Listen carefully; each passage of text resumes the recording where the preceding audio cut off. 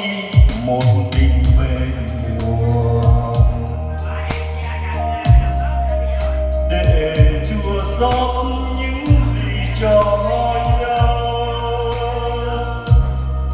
Người bước đi mà lát tan lòng, ai đứng trông theo nồng hờn, tình yêu mất đi còn đâu.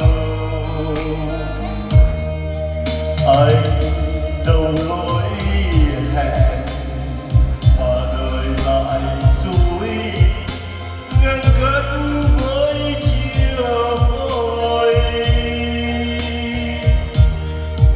Phải chăng em ơi tình lỡ mong, chắc chi người sáng sao. Thôi nhé em đừng buồn làm gì, dù thương tiếc vẫn là biệt ly.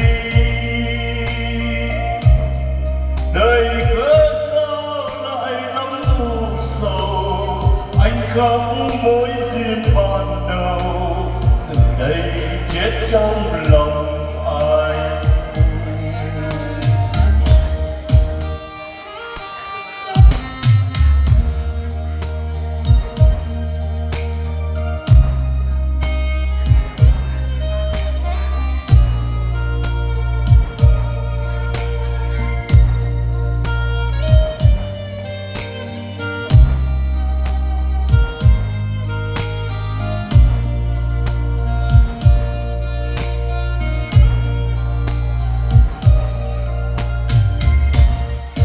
Ôm mất chi một tình về buồn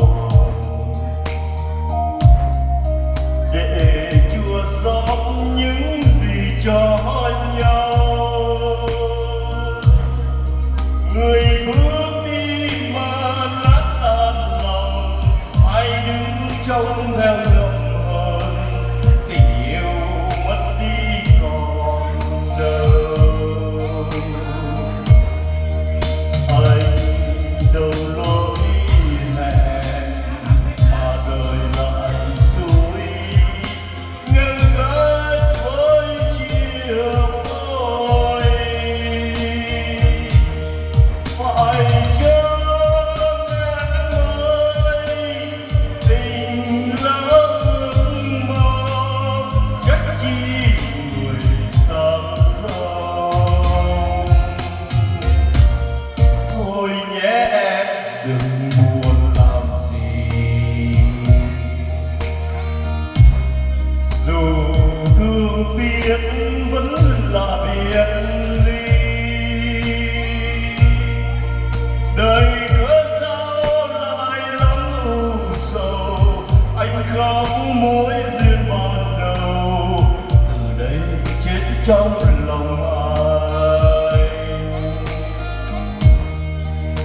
Đời cớ sao lại lắm u sầu, anh khóc mối duyên ban đầu, từ đây chết trong